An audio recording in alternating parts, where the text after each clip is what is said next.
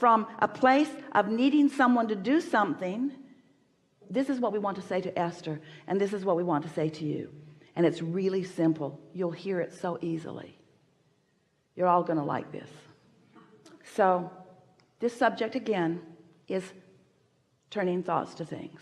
This subject again is, let's give it a new term, the evolution of my desire. Let's give it a new term, the continuing evolution of my desire. Now let's give it another new term, the surefire continuing unfolding of my desire. The natural surefire continuing of my desire, the moving of it from the vortex into this place where I can see it and hear it and smell it and taste it and touch it. So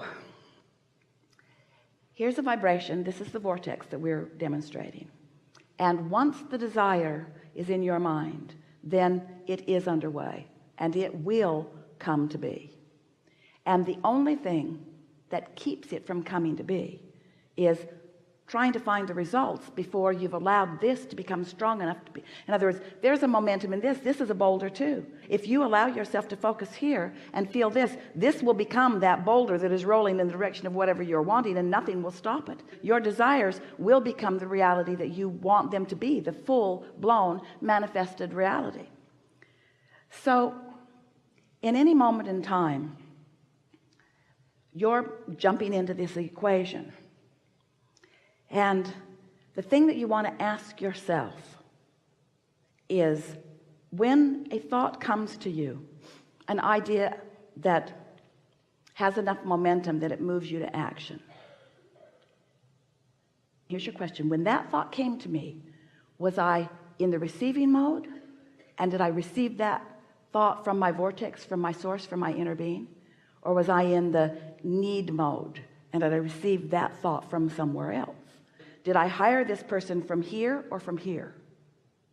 Because if you hired that person from here, then it's going to go all the way out. In other words, if that impulse came and you were in that receiving mode, then that means your inner being, who can see way down the road, who understands everything about everything that you want and need, if that thought came from there, it's not going to be a dud. It's not going to be a mistake. If the thought came out of need, or out of awareness of what wasn't done, or out of a hope I get it right this time, then it is going to, as it begins to unfold, it is going to show itself as it really is. Can you hear that clearly? Mm-hmm. And that was what had Esther all twirled up, because as the manifestation happened, she had to come to the full realization, I could not have been in the receiving mode when I made that decision, because if I had been in the receiving mode when I made that decision, the results would not be these.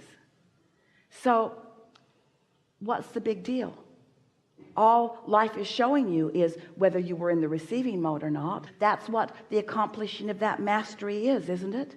Don't you have to offer a vibration and see how it plays out, and then identify how that felt, and then maybe do it a little bit better next time? How often is life moving so fast for you that you are doing things out of need? You're doing them just because they need to be done. You're checking things off your list. And so that's why the very first thing that you said to us about what you need to do, I need to stay home. I need to get into alignment. I don't want to show up at the office and just punch the time clock just because that's what everybody else is doing. I don't want to go through the motions of life. I want to get into the receiving mode first. That matters so much. That is your right inclination, you see. Do anything and everything you can to get into that receiving mode, and then let whatever else follows.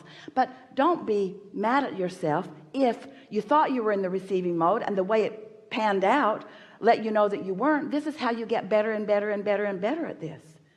Don't you sometimes find yourself in such a flow that things are just going so well that you just know that there's divine intervention wrapped around all of that? Yeah. Don't you sometimes just feel so blessed and things are unfolding for you? And we're really making a much bigger, hairier deal out of something that doesn't matter very much. All we're really talking about is what it's like to learn to be the master of your own vibration. You've been listening to us for a while. You've been hearing us say there are two ways to know whether you're in alignment, or whether you are in the receiving mode, or whether you are in the vortex. All of those different stories that we've been telling you that represent that alignment. two ways to know whether you're in alignment. One is by the way you feel, the other is by the manifestation as it unfolds, and they're equal in value to you. And it's sort of nice, you think, for the sake of saving time and consternation, to have felt the vibe of it early on. But what does it matter if you have an experience that shows you? The experiences, as they pan out, always let you know where your vibration must have been. In other words, there's no other way of looking at it. The way things are turning out equal the way your vibration is. And for deliberate creators like you, the way things are turning out shows you what you're doing with your vibration. But let it be guidance, not punishment, not measurement, not judgment against yourself, because that's really what the strongest negative emotion is about, is you not enjoying the becoming of the master. You see a little child learning to walk, and he falls down, he falls down, he falls down, he falls down, falls down a lot before he gets his balance, doesn't he? And you don't say, get up, you little dummy. Can't you see us all standing up like this, walking? Do that.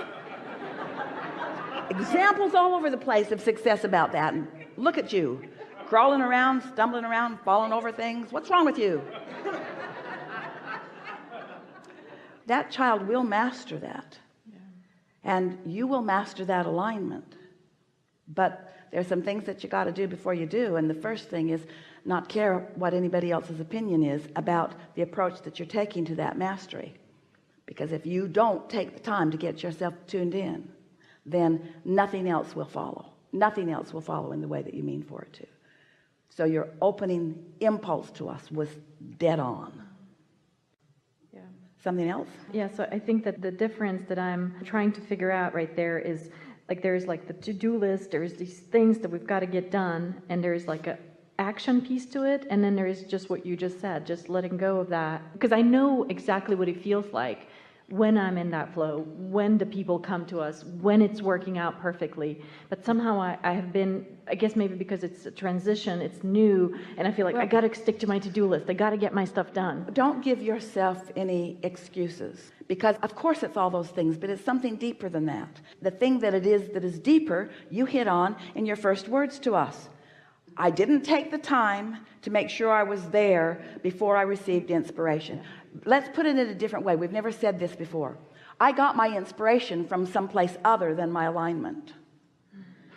I was inspired, motivated is a better word for it, but I got my inspiration from need, or I got my inspiration from the people who we merged with, or I got my inspiration from, I'm looking for love in all the wrong places. I'm looking for inspiration in all the wrong places. I'm letting the wrong things, when it's off from that core beginning, it's going to stay off for a while until you feel like this, and then you're asking a bigger question. That resonates completely with you, doesn't it? It's sort of like, this is going to sound like a scanty analogy, but it really says it like it is. It's like buying a wonderful contraption that has the ability to do a lot of things for you, and it's got a battery in it, but you're too busy to put the battery in it. So you didn't put the battery in it, but you've got the instruction book out and you're doing everything else. You're pushing all the right buttons, you're doing every single thing that the manual says, and the damn thing is not giving you the results that you want because you didn't put the battery in it. You didn't hook up to the power. You didn't hook up to the energy. And so do that first thing. Put the battery in. When you wake up in the morning, get the power turned on. Get the power turned on. And then once you're in sync with that, ideas will start flowing. Ideas will start flowing, and oh, do they feel good when they flow. We understand what it's like to be fully integrated in life with so many demands being made of you, and feeling like you need to respond to those demands. Jerry would say to Esther, let's meditate and then take a walk. And Esther would say, I don't have time to do that. See my list? This is the list that I'm using to justify my existence today. And nowhere on it does it have time for that. And we say you don't have time not to do that, because when you turn the power on, then you've got this leverage. Then you're tapped in to the universal Google. You're tapped into the universal navigational system. You're tapped into the universal concierge in the sky. You're tapped in to all of the right impulses and all the right timing and all of the right things that come out of your mouth. You're tapped into all of that. But until you do that, you're just sort of bumbling around on an equal par with the other crazy people that you share your world with. Yeah. You see, 100%. your contraptions are feeding you constant information from others. Turn them off for a little while. Turn them off for a little while and get in alignment. You don't allow yourself what feels to you like the luxury of tuning in to your receptive mode, and yet everything that you want will come from that, and nothing that you want will come without it. It's just puny, paltry bits and pieces and snatches of the good stuff that you want, while the flow, the true flow, you are depriving yourself of. Don't you think it is interesting that as you compiled your things that you wanted to talk about, that the very first thing that you were inspired to say is the only thing that we're saying back to you? In other words, you've got it, you know it. We have just spent this time wanting to put it into perspective for you so that you will benefit from this easy decision of alignment first and whatever you were inspired to later. You see, you put all of the pieces into your vortex, and your inner being knows every one of them, how they fit together, and how all of that fits together with everyone else. In other words, your inner being knows where you stand in relationship to everything that you want, and what the path of least resistance is to get you to it. And so the more you have listened to us, and the more that you have lived life, the more, when you are not up to speed, in other words, even as we have these conversations and you are listening in, more is going into the vortex. Don't you feel, just from this conversation, a whole lot of resolve happening within you? Didn't you feel yourself putting more into the vortex? Aren't you more clear about who you are and what you want? And don't you feel more of a determination to hook up with this energy that creates worlds and experience the leverage of that power? And don't you remember those times when you've been in that flow and how things felt to you?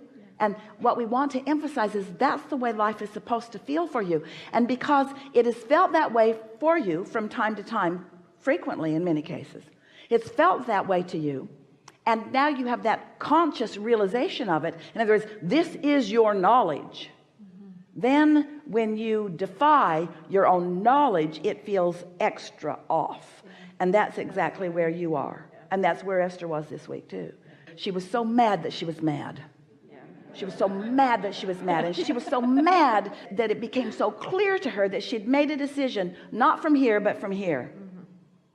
So mad at herself when we say that's not step 5. Step 5 is being back in step 1 and not being mad at yourself for being back in step 1. Step 5 is understanding that this mastery is something that you're accomplishing all of the time, and that there's no right or wrong to it. There's just more alignment and less alignment, and more alignment and less alignment. And it's sort of like when you get used to things feeling really good, you want to throw a little fit when they don't feel good. And we don't want you to adapt to not feeling good.